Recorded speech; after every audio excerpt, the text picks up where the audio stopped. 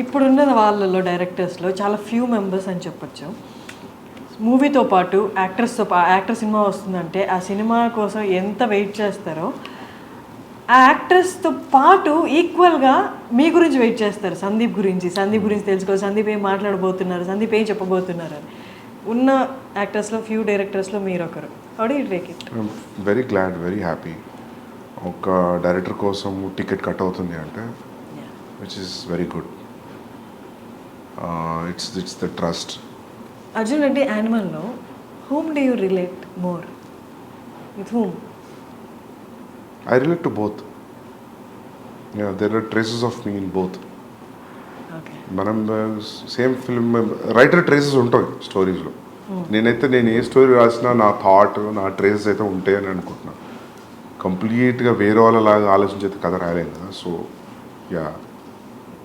రణబీర్ గురించి చాలా ఇంటర్వ్యూస్లో చెప్పారు మీరు, తనకు అస్సలు కోపం రాదు అని.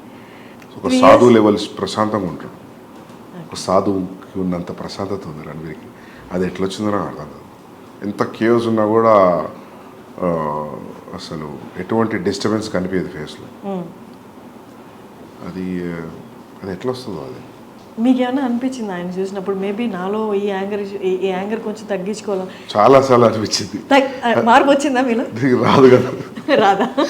అదొక 5 నిమిషాలు అనిపిస్తుంది. కానీ నేను చాలాసార్లు అడిగిన, నేను సీన్స్ షూట్ చేస్తున్నప్పుడు కొన్ని సీన్స్లో అడిగేవాడు నేను, what situations you will be angry అని. నాకు అసలు కోపమే రాదు అన్నాడు. ఇరిటేషన్ వస్తుంది. ఇరిటేషన్ ఎవరికైనా వస్తుంది. ఇరిటేషన్ వేరు, కోపం వేరు, ఫ్రస్ట్రేషన్ వేరు. కానీ మనకు అన్నీ ఒకేలాగా కనిపిస్తాయి, యాంగర్ లానే కనిపిస్తాయి.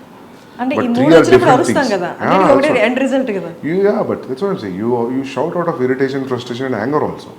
కానీ 3 సిమిలర్గా కనిపిస్తాయి. 3 పక్క ఎమోషన్సే కాబట్టి సిమిలర్గా కనిపిస్తాయి. అన్నిట్లలో అవుట్పుట్ ఆరవడం కామన్ ఉంటుంది కాబట్టి. సో అందుకే అది కూడా ఒక రీజన్ అయి ఉండొచ్చు మీరు అన్నందుకు. నాకు కొంచెం సిమిలారిటీస్ కనిపిస్తున్నాయి అర్జున్కి, యానిమల్కి అంటే అదే అయి ఉంటుంది. తెలుగులో దిల్ రాజుకి రైట్స్ ఇవ్వడం అంటే ఎలా డిడ్ యూ, అంటే ఏదైనా క్యాలిక్యులేషన్ ఉందా? జస్ట్ క్యాలిక్యులేషన్ ఏం లేదు. దిల్ రాజు గారు ఈ side like I distribute it అని. So he spoke to my brother and Bhushan garu. Then they thought like okay let's do it అంతే. ఈక్వేషన్ ఏమీ లేదు. Okay. And Prabhas Spirit movie audience అందరూ, తెలుగు వాళ్ళందరూ ఎంతో ఈగర్గా ఎదురు చూస్తున్నారు. నేను కూడా ఎదురు చూస్తున్నా బాగా. నాకు కూడా డైలాగ్ తెలుగులో రాయాలని ఉంది. ఓకే. హిందీలో ఆలోచించి అయిపోయింది చాలు. ఒక బ్రేక్ హిందీ నుండి. ఓకే. ఎప్పటి నుంచి? October 24, 2024 October next year it will start. అక్టోబర్లో స్టార్ట్ అయిపోతుంది. నెక్స్ట్ ఇయర్ అక్టోబర్లో స్టార్ట్ అవుతుంది. Okay. And coming to last part of our interview, cost విషయానికి వస్తే,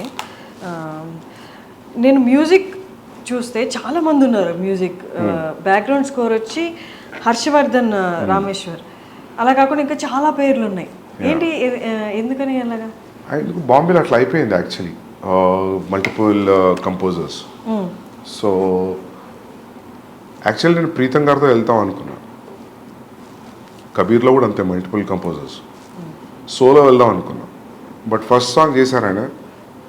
మిగతా సాంగ్స్కి అసలు టైం కుదరట్లేదు. ఆయనకు చాలా కమిట్మెంట్స్ ఉన్నాయి. And then I move to other. నేను అప్పుడు అనుకుని ఇంకా కబీర్ స్టైల్లో then will go pick all different composers and do it.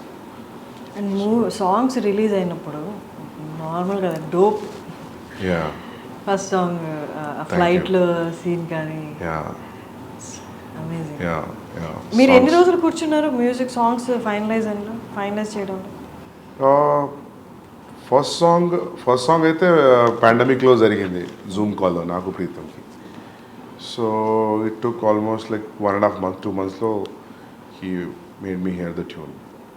Then Satranga అయితే ఎలా దొరికింది అంటే, సిద్ధార్థ్ గరిమా వాళ్ళు డైలాగ్స్ రాశారు నాకు, ఇద్దరు, కబీర్ సింగ్.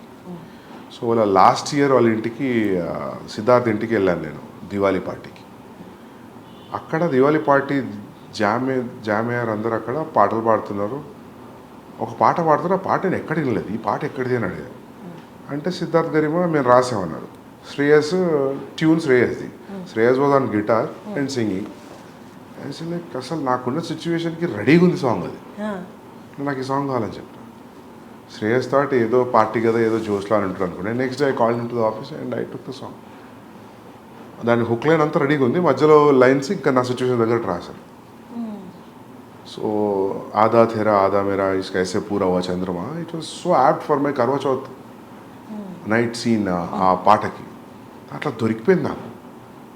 సో అది అట్లా ప్లస్ ఆ ఖడవిచ్ ఆ పంజాబీ సాంగ్ అది ఎప్పటి నుంచో యూట్యూబ్లో ఉంది.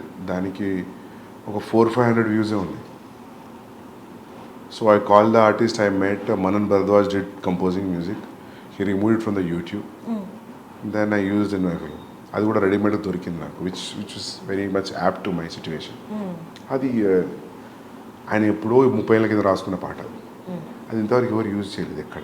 Luckily like I got it.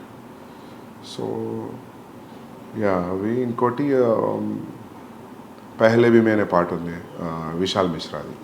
అది దట్ నేను విశాల్ కూర్చున్నాం talking and we cracked in 1 night that tune.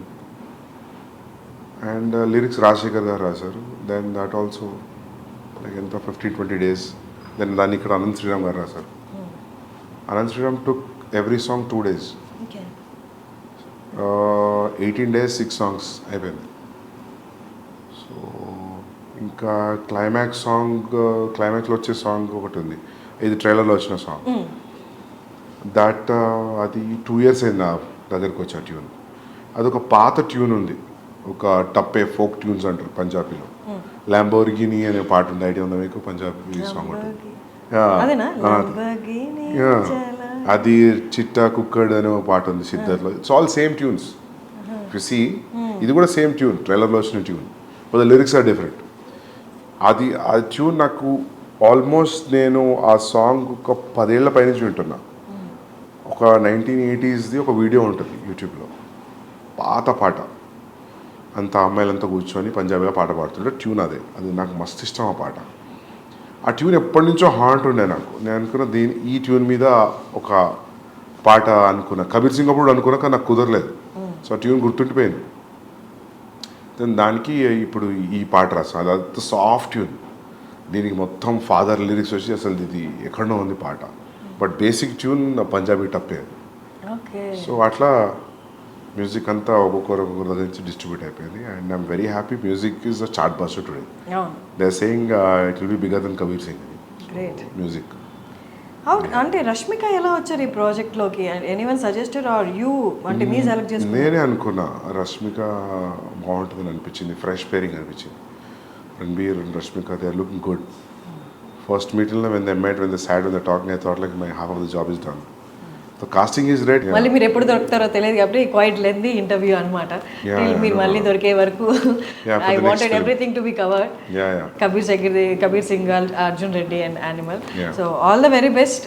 Thank you so much. I am looking forward to December 1st. Thanks a lot. Thank you so much. Thank you.